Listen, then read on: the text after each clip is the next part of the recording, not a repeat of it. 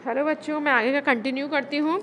पंचवटी की छाया में सुंदर पर्ण कुटीर बना, उसके सम्मुख स्वच्छ शिला पर धीर वीर निर्भीक बना।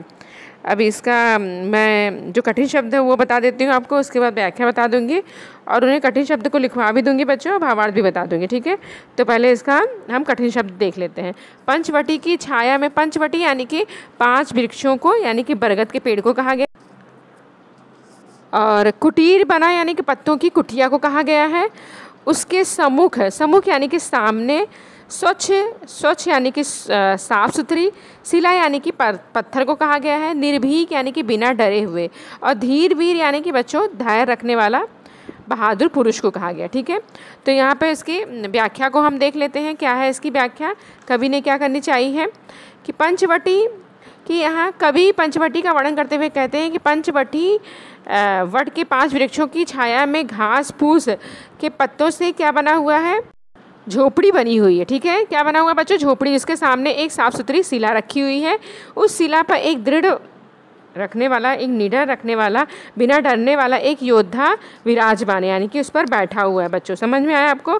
पंचवटी की छाया यानी कि 5 बरगद के पेड़ों के सम्मुख क्या बना हुआ है? एक सुंदर सा कुटीर बना हुआ है यानी कि कुटिया बनी हुई है, झोपड़ी बनी हुई है। उसके सामने एक दृढ़ रखने वाला एक व्यक्ति बैठा हुआ है। आगे देखते हैं हम लोग।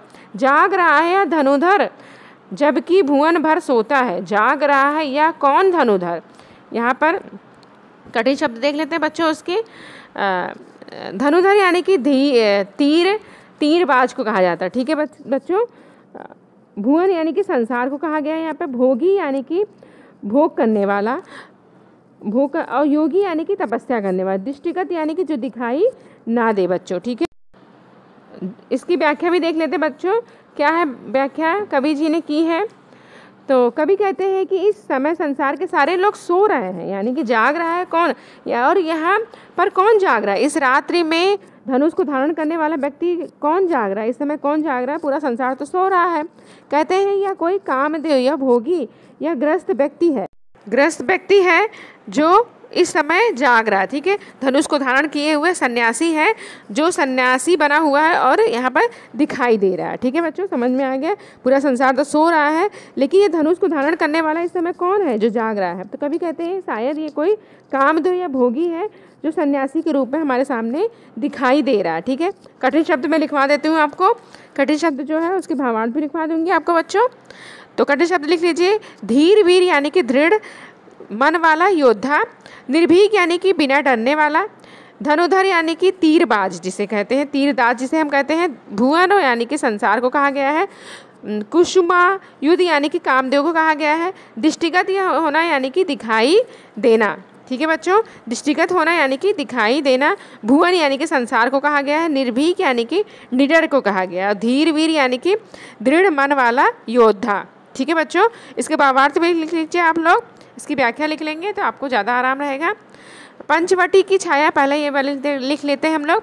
कभी पंचवटी का वर्णन करते हुए कहते हैं कि पंचवटी वट के 5 वृक्षों की छाया में घास फूस और पत्तों के छप्पर वाली एक सुंदर झोपड़ी बनी हुई है। उसके सामने एक साफ सुथरी शिला रखी हुई है। उस शिला पर एक दृढ़ मन वाला या निडर योद्धा विराजमान है। ये निडर योद्धा जो है वो क्या है? विराजमान है। आगे का दूसरा पैराग्राफ भी हम लोग एक्सप्लेन कर देती हूँ, लिख लीजिए आप लोग। कभी कहते हैं यहाँ का पहला ये पैराग्राफ, जाग रहा है या डैश करके दृष्टिगत होता है। ठीक है, इसका है कभी कहते हैं कि इस समय संसार के सारे लोग तो सो रहे हैं, पर यह धनुधारी कौन है जो रात्रि के समय जाग रहा है? वो कहते हैं कि यह कामदेव या भोगी ग्रस्त सन्यासी है जो यहाँ पर बना हुआ दिखाई दे रहा है बच्चों। ठीक है, जो यहाँ पर बना हुआ दिखाई दे रहा है। तो समझ में आ गया होगा इस पैराग्राफ की व्याख्या के सहित आपको। और कुछ एक्सरसाइज भी आपको करा देती हूँ बच्चों। यहाँ पर टेक्स्ट बुक के पीछे बच्चों कुछ एक्सरसाइज दी हो गई है, वो भी मैं आपको सॉल्व करा देती हूँ। पेज नंबर 2 पर ये एक्सरसाइज दी हुई है।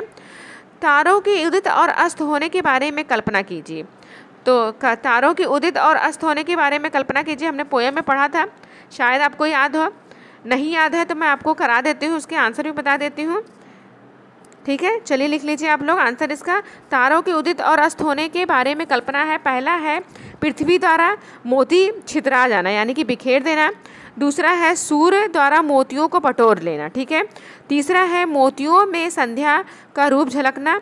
और चौथा है सूर्य का संध्या को मोतियों को दे देना। ठीक है बच्चों, मैंने एग्जाम्पल भी जो डाउट्स थे वो भी क्लियर करा दिए हैं बच्चों आपको।